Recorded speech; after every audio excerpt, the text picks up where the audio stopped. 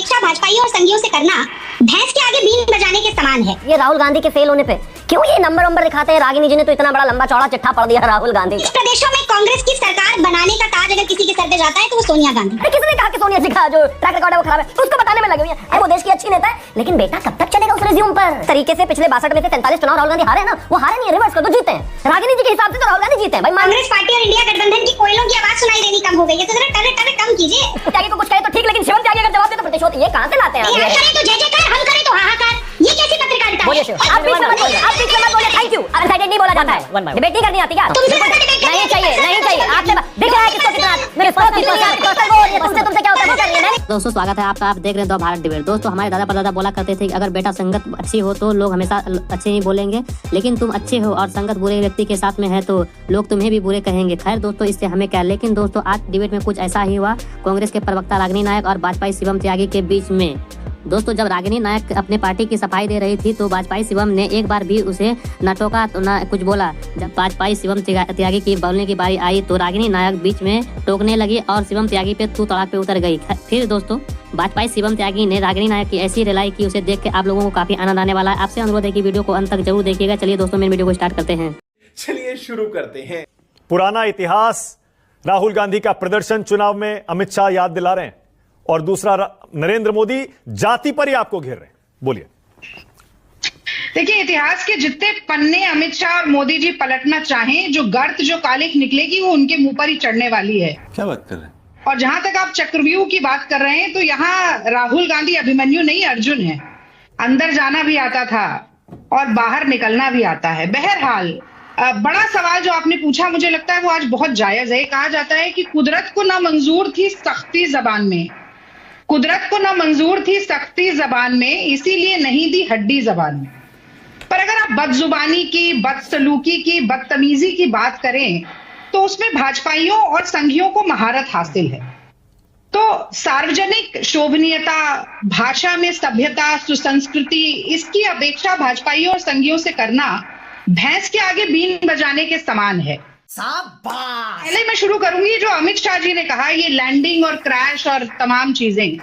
अगर ट्रेन हर दूसरे दिन जो डिरेल हो रही है उस पर एक टिप्पणी करते तो मुझे लगता है ज्यादा गंभीरता से लिए जाते, और जिस तरह से आगामी हार जो डबल इंजन विफल होकर पटरी से उतरने वाले हैं उस पर कुछ बयानबाजी करते तो शायद और गंभीरता से लिए जाते। सोनिया गांधी जब कांग्रेस की नेता बनी, राष्ट्रीय अध्यक्ष बनी, तो कांग्रेस की केवल 2 प्रदेशों में सरकार थी माना। अपने कार्यकाल में 19 प्रदेशों में कांग्रेस की सरकार बनाने का ताज अगर किसी के सर पे जाता है तो वो सोनिया गांधी। अटल बिहारी वाजपेयी, लाल कृष्ण आडवाणी जैसे बड़े धुरंधर भाजपाई नेताओं के पूरे कार्यकाल पर, अटल आडवाणी युग पर पूर्ण विराम लगाकर 10 साल की यूपीए सरकार बनवाने में सबसे बड़ी भूमिका अगर किसी की थी तो वो सोनिया गांधी जी की थी। कि भैया आप ये कुत्ता बिल्ली सांप चूहा बहुत करते हैं, कुत्ता पालिए, बिल्ली पालिए, सांप पालिए, चूहा पालिए, गाय पालिए, और आपको भैंस खुलवानी रहती है चुनावों में, भैंस पालिए, पर गलत फहमी मत पालिए। और गलत फहमी किसके लिए पाल रहे हैं? उन मोदी जी के लिए जो एक ही समय में, एक ही कालखंड में वडनगर में चाय भी बेचते थे और मगरमच्छ से 2-2 हाथ भी करते थे, जो हिमालय में अज्ञातवास में भी थे और आईफल टावर के नीचे खड़े होकर फोटो भी खिंचवाते थे, जो एनसीसी के कैडेट भी थे और बांग्लादेश की आजादी का युद्ध भी लड़ रहे थे, और उसी समय आरएसएस के कार्यकर्ता भी थे और पॉलिटिकल साइंस की डिग्री भी ले रहे थे। अरे कौन भौंक रहा है ये बदतमीज? मोदी और अमित शाह के निशाने पर राहुल गांधी है। ये चक्रव्यूह बुनने की कोशिश है ना, क्योंकि उद्धव ठाकरे पर बहुत ज्यादा हमलावर आपकी पार्टी महाराष्ट्र में नहीं है, शरद पवार पर नहीं है, राहुल आपके, कांग्रेस आपके निशाने पर है। सही है ना ये? अरे रागिनी जी ने शेर से शुरू किया है तो शेर से ही शुरू कर देते हैं कि गालिब ताउम्र यही भूल करता रहा, धूल चेहरे पर थी और आईना साफ करता रहा। क्यों डिबेट आप ऑर्गेनाइज कराते हैं ये राहुल गांधी के फेल होने पे? क्यों ये नंबर दिखाते हैं? रागिनी जी ने तो इतना बड़ा लंबा चौड़ा चिट्ठा पढ़ दिया राहुल गांधी का। मान लो भाई कि राहुल गांधी इनके मतलब धूल चेहरे पे है, ये आईना ही साफ करते रहेंगे। मान लो राहुल गांधी इस देश के प्रधानमंत्री हैं, मान लो, क्योंकि होना नहीं है कभी। बात तो सही है। जैसे ये एक अलग ही गुमान में जीते रहते हैं, वो बहुत अच्छे स्टार परफॉर्मर हैं, और ये बिल्कुल ठीक कह रहे हैं आप। ये जिस तरीके से पिछले 62 में से 43 चुनाव राहुल गांधी हारे हैं ना, वो हारे नहीं है, रिवर्स कर दो, जीते हैं। रागिनी जी के हिसाब से तो राहुल गांधी जीते हैं भाई। मान लिया, आप खुश हो जाइए, आप इसी खुशी में रहिए, जीवन भर ऐसे ही आईना साफ करते रहिए, हम आपके साथ हैं भाई। कब तक माता जी का रिज्यूमे दिखा दिखा के बेटों को बेचोगे? कैसे चलेगा भाई, बताइए ना, कैसे चलेगा? अरे किसने कहा कि सोनिया जी का जो ट्रैक रिकॉर्ड है वो खराब है, उसको बताने में लगे हुए हैं। अरे भाई, माता जी की उम्र हो गई है, सब उनका सम्मान करते हैं, सब उनको पसंद करते हैं, वो देश की अच्छी नेता है, लेकिन बेटा कब तक चलेगा उस रिज्यूम पर? कुछ अपना बनाइए।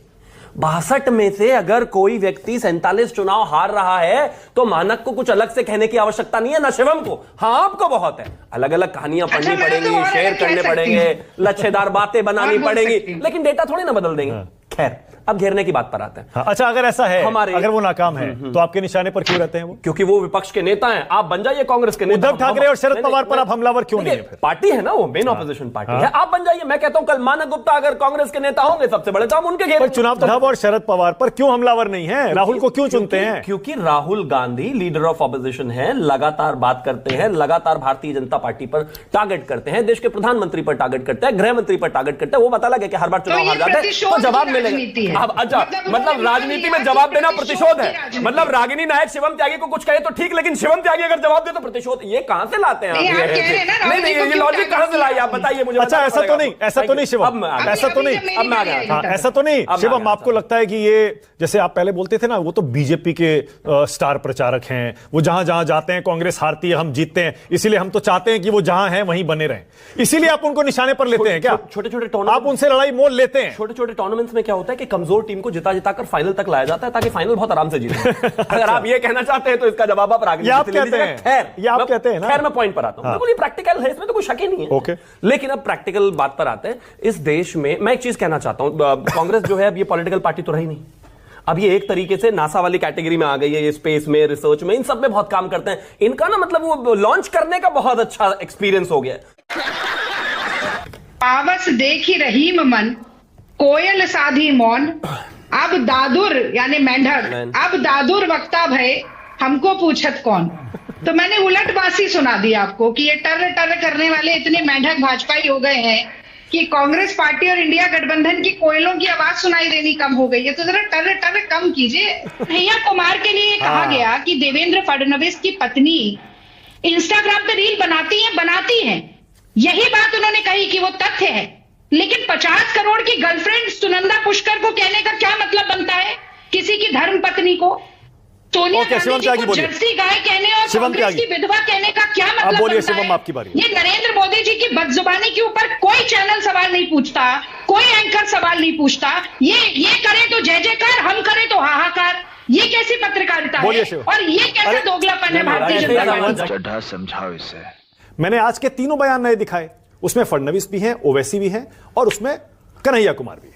बहस का मुद्दा यह है, अब उस पर आप पुराने बयान गिनवाइए, आपको हक है। आपकी बारी है शिवम त्यागी, बोलिए। Thank you. मैं सबसे पहले तो एक चीज कहना चाहता हूं कि मुझको मालूम है जन्नत की हकीकत, लेकिन दिल बहलाने के लिए गालिब ये ख्याल भी अच्छा है। कोयल अपने आप को अपने आप ही बना दिया। अरे जनता से तो पूछ लो, कोयल है या अगर कोयल होते या कुछ एडिशन होता तो थोड़ी बहुत वोट जरूर मिल जाती। खैर, मैं पॉइंट पर आता हूं। इन्होंने बयानों की बात की। अगर ये कहते हैं एक महिला को इंपोर्टेड माल, तो बहुत अच्छा बयान है। इरफान अंसारी अगर सीता सोरेन को कहते हैं रिजेक्टेड माल, तो बहुत अच्छा बयान है। दिग्विजय सिंह अगर कहते हैं टंच माल है, तो बहुत अच्छा बयान है। रणदीप सुरजेवाला अगर कहते हैं हेमा मालिनी को कि वो चाटने के लिए सिर्फ नेता बनी है, तो बहुत अच्छा बयान है। इसके अलावा रमेश बोलते हैं कि बलात्कार रोक नहीं सकते, तो एंजॉय करिए। बीच में मत बोलिए, आप बीच में मत बोलिए, आप बीच में मत बोलिए। Thank you, thank you.